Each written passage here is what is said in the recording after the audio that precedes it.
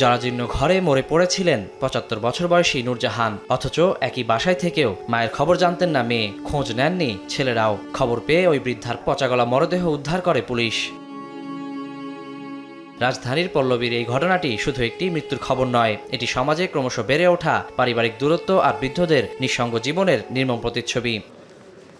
এ ঘটনার তদন্ত চেয়ে বুধবার হাইকোর্টে রিট করেন সুপ্রিম কোর্টের আইনজীবী শরীফ সরকার। রিটে ওই বৃদ্ধার সঙ্গে মানবাধিকার লঙ্ঘনের ঘটনা ঘটেছে কিনা সে বিষয়ে তদন্তের নির্দেশনা চাওয়া হয়েছে।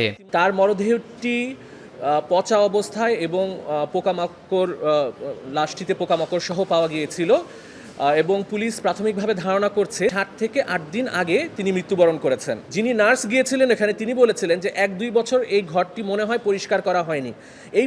এই অমানবিক পরিস্থিতিতে মানবাধিকারের কোনো চরম লঙ্ঘন হয়েছে কিনা এটি নির্ণয় করার জন্য আমরা তদন্ত চেয়েছি। রিটকারী আইনজীবী জানান, মৃত নারীর বাসায় তার মেয়ে থাকতেন। এমন পরিস্থিতিতে একা একা কিভাবে মরে পড়ে থাকলো তা তদন্ত হওয়া প্রয়োজন।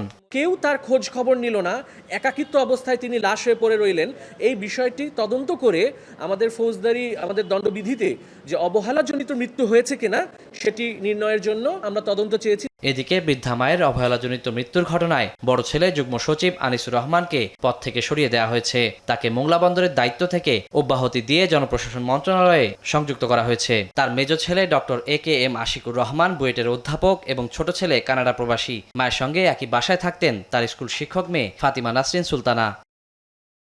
ওয়ালিউল সাকিব, সময় সংবাদ, ঢাকা।